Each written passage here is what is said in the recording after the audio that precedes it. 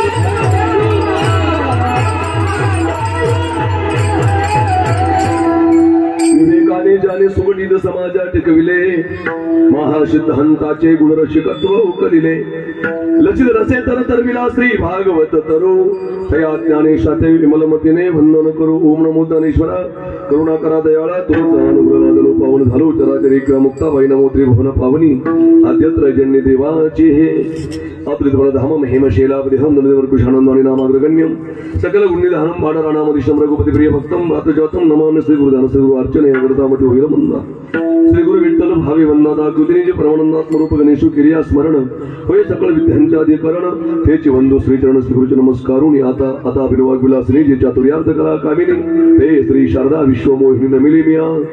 नमो जन्मभूमी जिथे जन्मलोमी नमो कर्मभूमी जिथे वाढलोमी नमो राष्ट्रभूमी जिच्या सर्व कामी जिजो देह माझा प्रभू प्रार्थितो मी वर्णन अमृत संग्रहणम रसानाम छंदसामपि मंगलानांच करतारो वंदे वाणी विनायक कृष्णम नारायण वंदे कृष्ण वंदे प्रियम कृष्णम देपायन वंदे कृष्ण वंदे पुथा सुतम माझी वाणी तुझे वर्णे गुणनाम ऐसे देई प्रेम काही कळा आता मज साय येथे करा.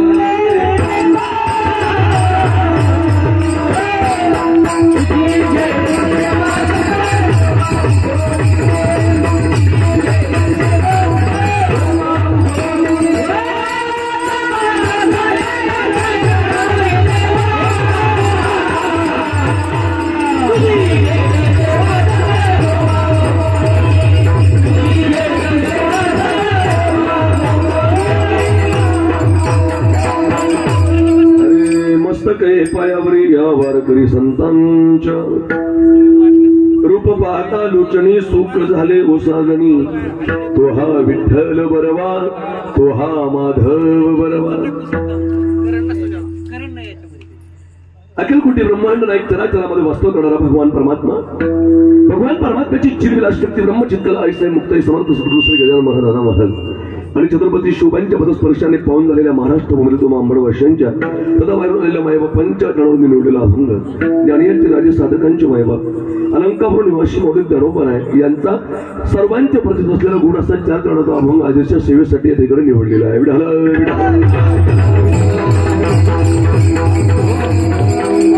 अंतरंग विषय असा आहे की ज्ञानोबा या अभंगामध्ये भगवंताच्या तटस्थ स्वरूपाचं वर्णन केलेलं आहे.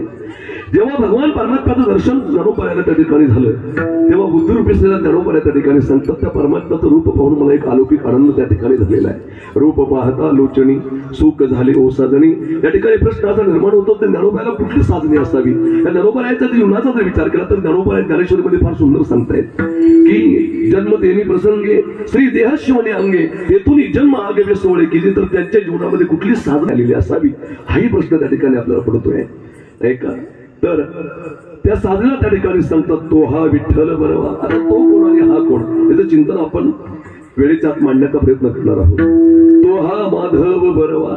बरं तो बरवा परमात्मा जो आहे तो प्राप्त होण्यासाठी एका जन्माची पुण्याही लागत नाही. तुम्हाला खरं सांगू अंबड हे छोटंसं गाव नाहीये फार मोठा तालुका आहे.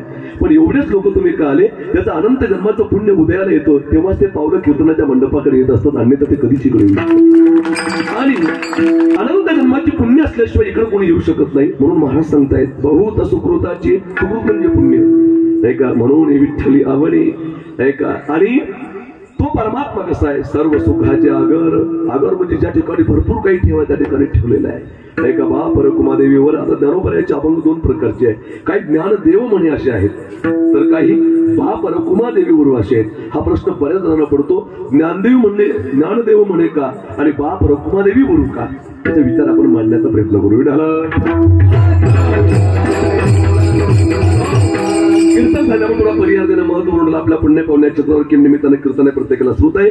ज्ञानोबराय सप्तशतकोत्तर समाधी संजीवन जन्मोत्सवा निमित्ताने आणि सर्वांचं दैवत सर्वांचं श्रद्धास्थान परमादरणीय आनंद आखाड्याचे त्या ठिकाणी सर्व सागरानंद सरस्वती महाराज यांच्या पुण्यस्मरणानिमित्तानं या कार्यक्रमाचं आयोजन परमादरणीय परमपूजनीय गणेशानंद बाबा सरस्वती एका सर्वांना महाराज असेल त्या सर्व साधू संतांच्या आशीर्वादाने आणि सर्व महाराज मंडळीच्या उपस्थितीमध्ये मला सर्वांचे नाव माहित नाही बाबा तुम्ही सांगा. एका आमचे हरिभक्तीपरायण ज्यांच्या मुखातून गोड अशी तुम्ही त्या ठिकाणी श्रीमंत भागवत श्रवण करत आहात परमादरणीय संतोष महाराज पावशे ज्यांच्या आयोजनाने हे कार्यक्रम या ठिकाणी सुरू आहे. भगवान महाराज संसारे तसे त्या ठिकाणी गायक वादक मंडळी ज्ञानेश्वर माऊली शिंदे. अजून तुम्ही नावं सांगा मला आता. ज्ञानेश्वर माऊली नाही, यांचे नाव याच्यासाठी घ्यायचे नाही का. नाव घ्यायचे दोन प्रकार आहे. बायको नाव घेते आपल्या नवऱ्याचं, ते आपल्या कुंकवासाठी, आणि संतांनी कीर्तनात संताचं नाव याच्यासाठी घ्यायचंय, पुण्यवंत व्हावे घेता सज्जनाचे नाव, त्याच्यासाठी घ्यायला काही हरकत नाही.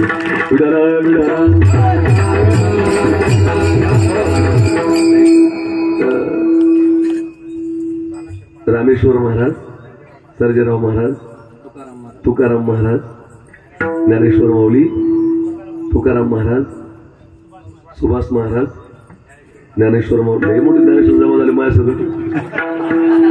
अजून नागरे महाराज, सर्व महाराज मंडळी, आमचे मृदंगाचार्य हरिभक्तीकडे आहेत, राहुल महाराज नाही का एकदम, कारण मी अगोदरचा मृदंगाचार्याचे महाराज. गोड हात गोड आहे, स्वभाव गोड आहे, दिसायला परमात्मा, काही देवाची कृपा असते तिकडे, फक्त टिकवायचं कसं आहे त्यांच्या हातात. सर्व चॅनलवाले मंडळी, साऊंड सिस्टमवाले भैया, त्या ठिकाणी माझ्यासमोर बसलेले हरिभक्तपरायण रसाळ महाराज नाही का, अजून आमचे बाबा कावळे महाराज, आरगडे महाराज, मनोहर महाराज, दौड महाराज, सर्व महाराज मंडळी, आमचे विनायकरी छोटे महाराज. बघा बरं त्याच्या वजनाचा विना मनू महाराज नाही का, सर्व महाराज मंडळी आपल्या सर्वांच्या उपस्थितीमध्ये हे कीर्तन पार पडत आहे.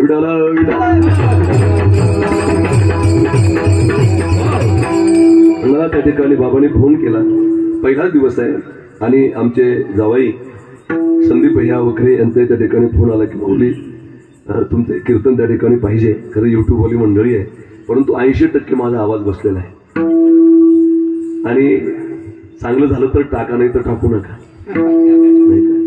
अशी परिस्थिती आहे. आणि माझं आता कथा झाली, दररोजचे कीर्तन त्या ठिकाणी सोपे आहे, आणि त्यामुळे आवाज पूर्णपणे बसलेला आहे.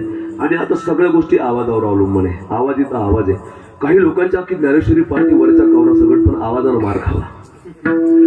काही माणसांनी त्या ठिकाणी आवाज आहे, आवाजच आहे का, आवाजावर सगळं अवलंबून आहे. माझं त्या ठिकाणी ज्ञानेश्वरी पारायण आहे, फार मोठं सुंदर कार्यक्रम या ठिकाणी ज्ञानेश्वरी पारायणला बसलेले आमचे परम आदरणीय मदनलाल भैया, त्या ठिकाणी ज्ञानेश्वर माऊली, असं सुंदर आयोजन या ठिकाणी आहे. फक्त आणि माझ्या असं अंगाचं कापड चालू झालं. डॉक्टरांनी सांगितलं होतं आज जाऊ नका, म्हणले माऊली कीर्तन करू नका, आवाज पूर्णपणे बसलेला आहे, ताप आहे तुमच्या अंगामध्ये. परंतु मी म्हटलं पहिलाच दिवस आहे, आणि पहिल्या दिवशी जर असं झालं लय अवघड होतं, फार अवघड होतं. बाबाला सांगणार होतं की बाबा माझा पूर्ण आवाज बसलेला आहे, पण first impression is the last impression. सुरुवात खराब झाली की म्हटलं अवघड होईल, तसं होईल म्हटलं त्या ठिकाणी. आणि आपण सेवा त्या ठिकाणी करून येऊ. वेळेच्या आत मला जशी सेवा करता येईल तशी मी त्या ठिकाणी करण्याचा प्रयत्न करणार आहे. कारण खरोखर माझा आवाज, गायक वादक मंडळी चांगली आहे, साऊंड सिस्टम चांगलं आहे, आणि आवाजावर सगळ्या गोष्टी अवलंबून आहे. आमचे महाराज एक विनोदान गोष्ट सांगायचे, विनोद सांगणार नाही मी तुम्हाला जास्त, माझ्यासमोर अधिकारी मंडळी बसलेली आहे, फार मोठं गोड सांगायचे. एका महाराजांचं कीर्तन चालू होतं, आवाज सांगतोय तुम्हाला, आवाज चांगला असला तर सगळं बरोबर आहे. तर महाराजांचं कीर्तन चालू होतं, ते महाराजांचं कीर्तन चालू असताना एका बाईचं पोरं रडायला लागलं. त्या बाईला वाटलं पोरगं रडू लागलं नाही का, त्या बाईनं पोरं घेतलं, जायला लागली. महाराज म्हणले ताई बसा बसा, रडू द्या, तुमचं पोरगं रडण्याचा माझ्या कीर्तनावर काही परिणाम होणार नाही, बसा. ती बाई म्हणली महाराज माझं पोरगं रडण्याचा तुमच्या कीर्तनावर परिणाम होणार नाही, गोष्ट खरी आहे, पण तुमच्या भसाड्या आवाजाला भिवून मह पोरगं रडू. मला फार मोठं टेन्शन आहे नाही का, त्याच्यामुळे तुम्ही समजून घ्याल अशी मी अपेक्षा करतो.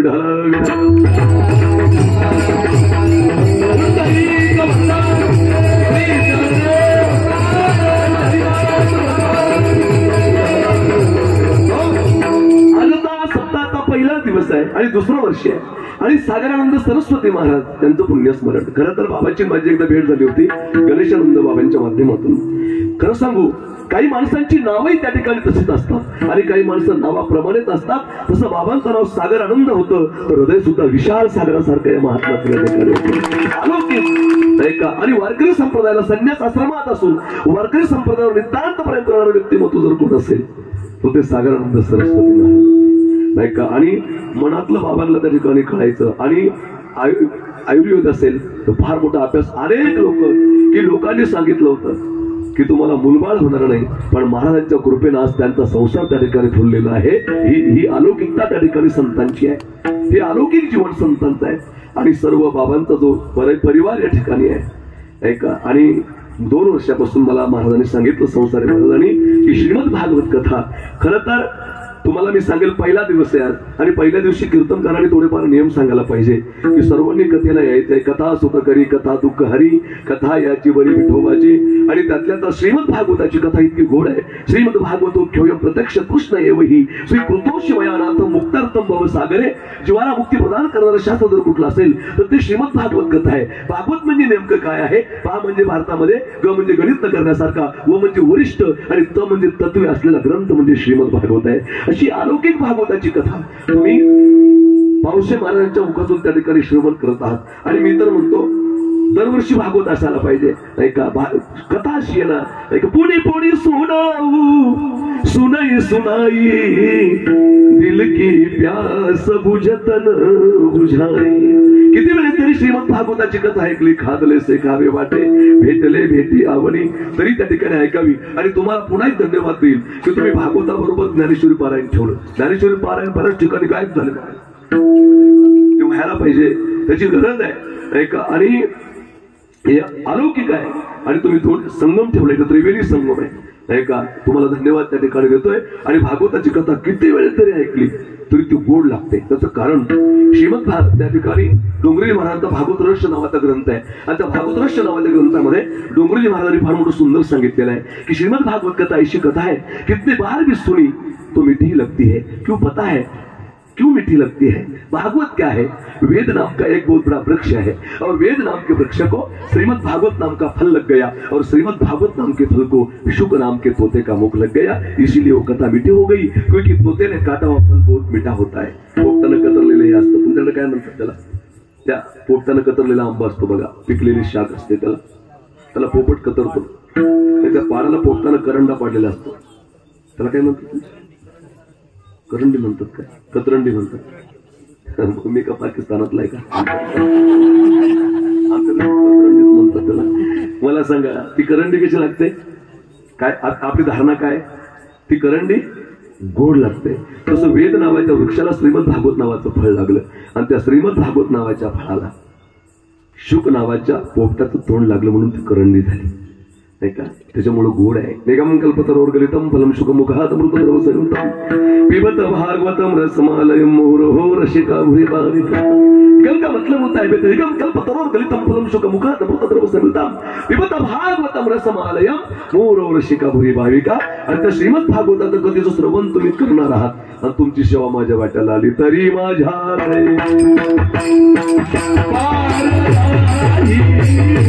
तरी माझ्या